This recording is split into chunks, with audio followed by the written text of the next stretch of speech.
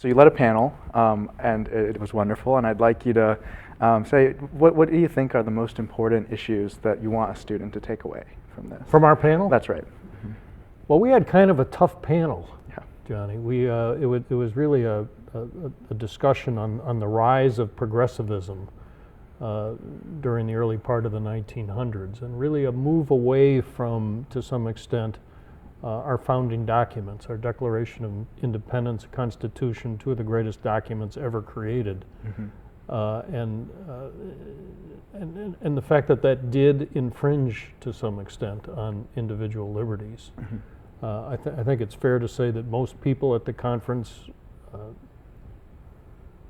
were troubled by that, or are troubled by the fact, but you know, history is history, and so the fact is, you know, what do we do from here?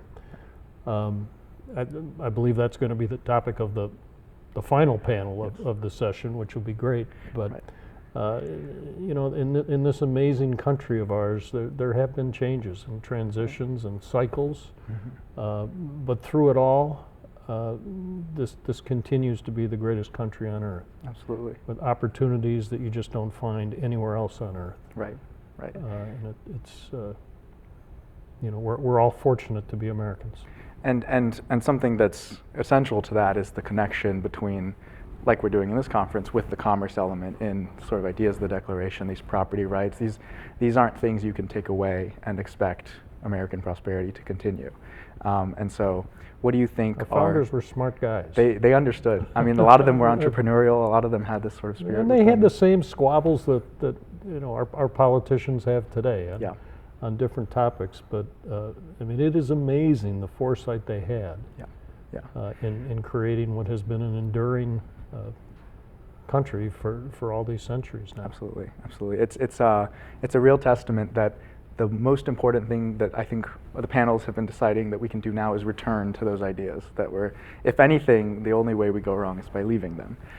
Totally agree. And as Calvin Coolidge successfully did during his time in office, Right. Obviously there's nothing he can do about the New Deal or the Johnson's Great Society, but President Coolidge too was a very smart man who Absolutely. I think in part through the efforts of the Coolidge Foundation is gaining an appreciation that he just didn't have for a long time. I know when I went to school, there were a few paragraphs in the history book about Calvin Coolidge. That's not the case anymore. Absolutely, and I mean, you've captured a big idea here, which is that the historical narrative is important for these sort of things, and it's good that over time people are starting to gain this appreciation, starting to realize, you know, where we come from, what made us great, and then, you know, what sort of forces have been undermining that, right? And so I was wondering if you could speak more on sort of where you know, came across these. Like you mentioned, Coolidge is often given very little air. You know, people don't want to talk about that in a typical U.S. history class. Your high school students are kind of just getting taught, oh, Great Society is great, you know, like this and that. And so, where did you? But there are some changes coming now. Right. There's a professor named Bill McClay who's written a wonderful textbook called Land of Hope that does talk about American history from a different perspective, a much more positive perspective. Yes. Conservatism at its core is positive and optimistic, and oftentimes progressivism, in my view, is not.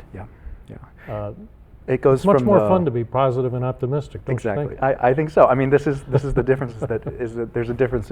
Conservatism is about joy and about a belief that there are good things about human nature that you'd want to protect. And that's what we try to do through the Bradley Foundation. We try to find organizations. We try to find leaders of organizations that believe in these core high-level principles and then let them do their work. Right, absolutely. We're fortunate to have the resources to help, but we don't do the work. It's groups like the Coolidge Foundation that frankly are doing the work. Right, spreading the ideas, bringing them back into the discussion and the minds of people. And I think that, I think that I can safely, unfortunately, assure you that, you know, even when I'm growing up, it's pretty much the same story whenever you're learning American history. So it's great that we have people that are pushing on those issues. And we're making progress. And we're making a lot of progress. What are some of the ideas that we talked about in the past panels that you think are the number one things that you want students to be more aware of? I mean, you're working with a lot of groups. They're all kind of wanting to expand on things and push the kind of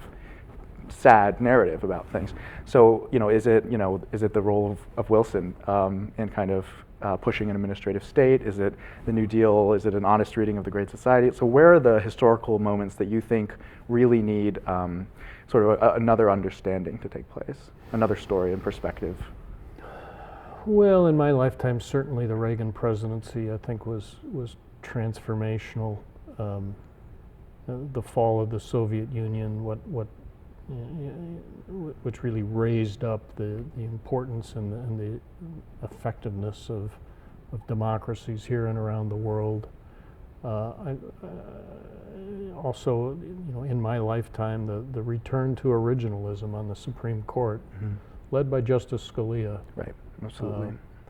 And we're starting to see the impact of that, and it's going to take decades to play out. But when decisions like the Chevron decision, which granted the administrative state more power than it ever needed or deserved, when something like that gets overturned, that's the beginning of a big change. Right. And we're only at the front end of that. Yeah, absolutely. And a lot of I think education reform is we're in one of those moments now. Where parents and not teachers unions are making the decisions on what's best for their kids. Right. Yeah. That gets back to individual liberty and trusting people to do what's right, not government. Absolutely, and like you mentioned, this goes hand in hand with the sort of idea of the parents' right to choose for these sort of things, goes hand in hand with the proper understanding of federalism and the appropriate power for the government. Absolutely.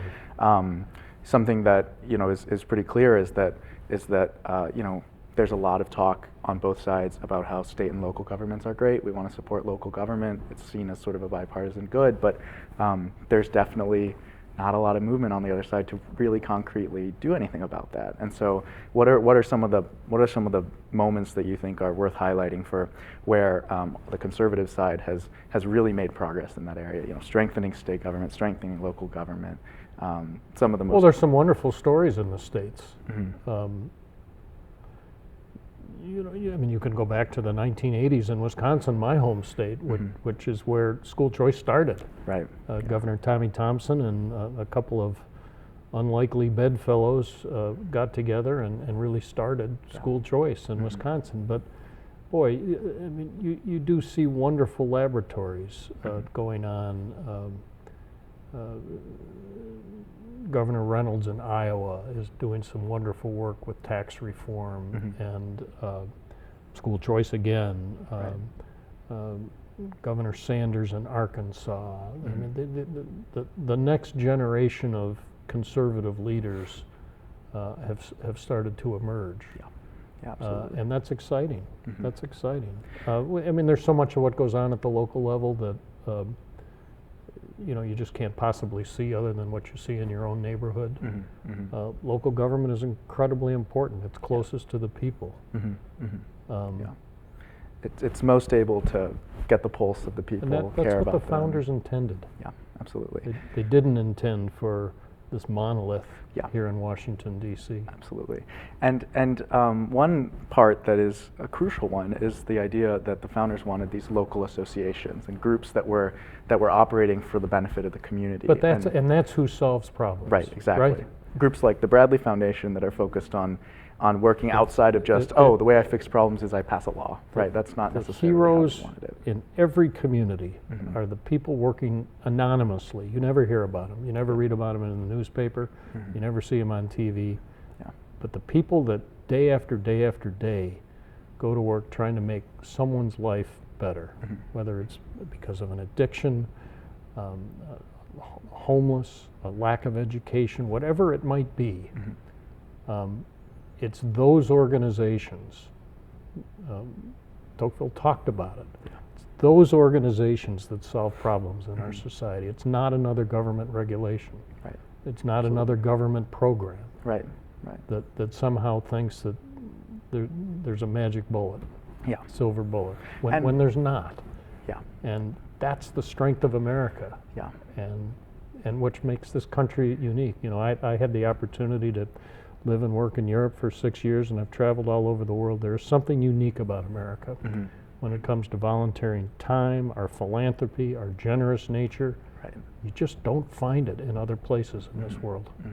Yeah. And that's been our strength, and we can't Absolutely. lose that. Absolutely. It's you know, it's remarkable that, I mean, so a lot of young people will have this well-intentioned perspective of, I care about these issues, and somehow, some way, the automatic mental jump is, we need the government to blank, we need the government to blank, I want to go pass a law, I want to make a new bureau or a new department that focuses on But these look issues. at history.